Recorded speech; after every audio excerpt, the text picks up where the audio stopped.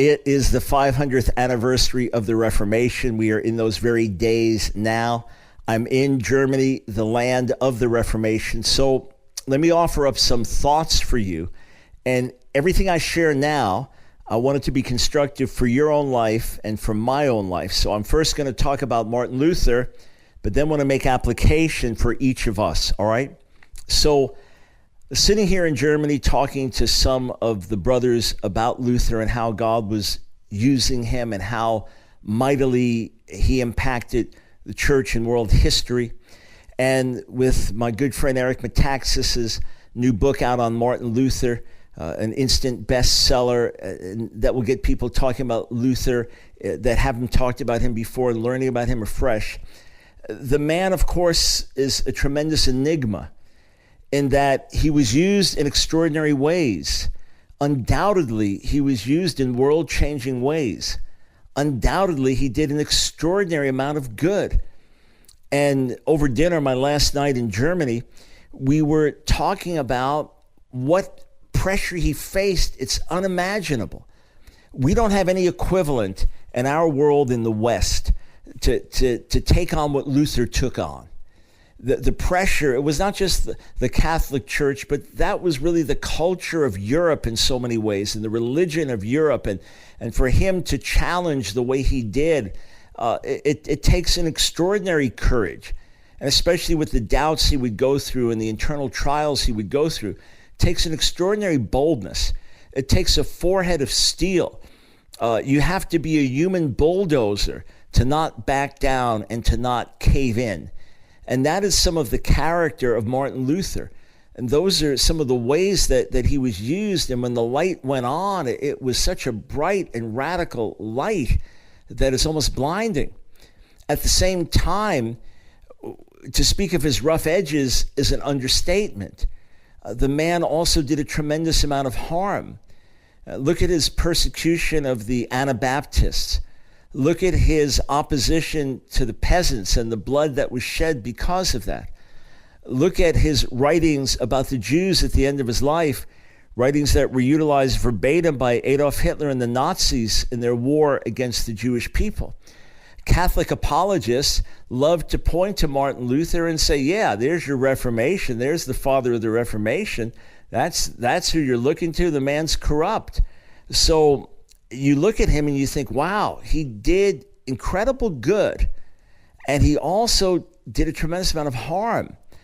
And you could say, well, the lasting results of the good far outweigh the lasting results of the harm. You could make those arguments, but I'm not out to balance one against another. I'm just making observations. I applaud Luther for the stands that he took. I admire his courage. I appreciate his biblical scholarship and the brilliance of so much of his theology, and then I grieve and mourn over the flesh and carnality and the damage that he did. You say, okay, Mike, what's the application for us? Simply this, that God may want to use us because of certain strengths that we have, character traits that we have.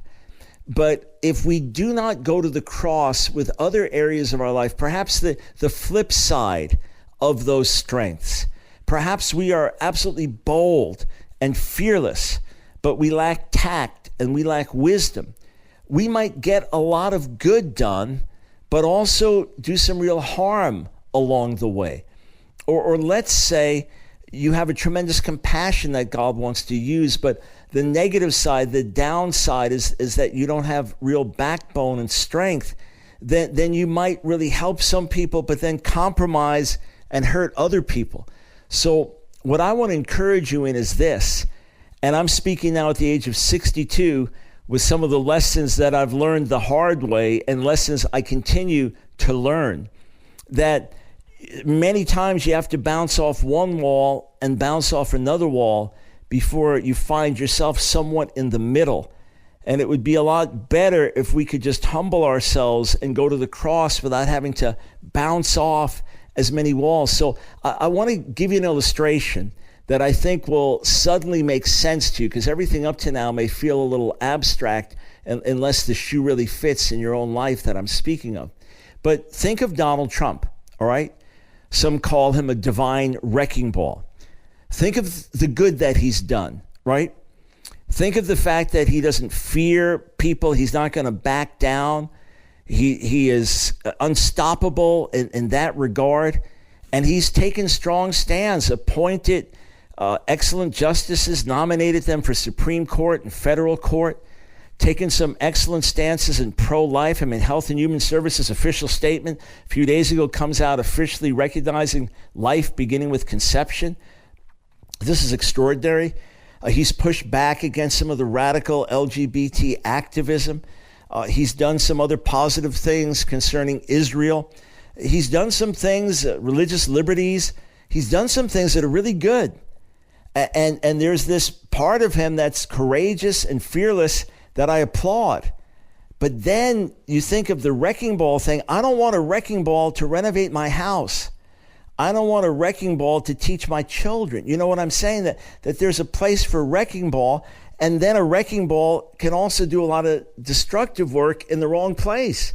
So you think of all the people unnecessarily put off by the president and all of the people alienated, and how sometimes it makes the gospel look bad because many Christians voted for Donald Trump. You voted for him.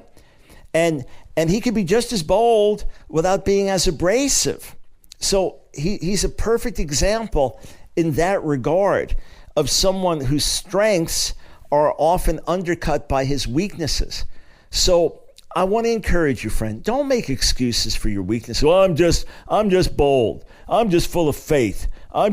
Oh, okay, fine. But can you be full of faith and humble? Can you be bold and gracious? Why does it have to be one or the other? Why can't you stand for truth without being obnoxious? Well, I don't bow down to any man. Well, how about bowing down to the Lord and allowing him to work his qualities of love and mercy and peace into your life? So let us learn from the example of Luther. He did a tremendous amount of good, but also a lot of bad. Let us learn from the example of Donald Trump. He's doing much good, but he's also doing much harm. Now, some of you are offended for me saying that because you don't think he's doing good. Some of you offended me for saying that because you don't think he's doing harm. Either way, that's my viewpoint, okay? Let us learn from this. And look, if you're a leader, a pastor, anointed, called, strong leader, don't make excuses for lack of character because you have a gift. My brother, my sister, I urge you, don't make excuses for your lack of character because you have a gift.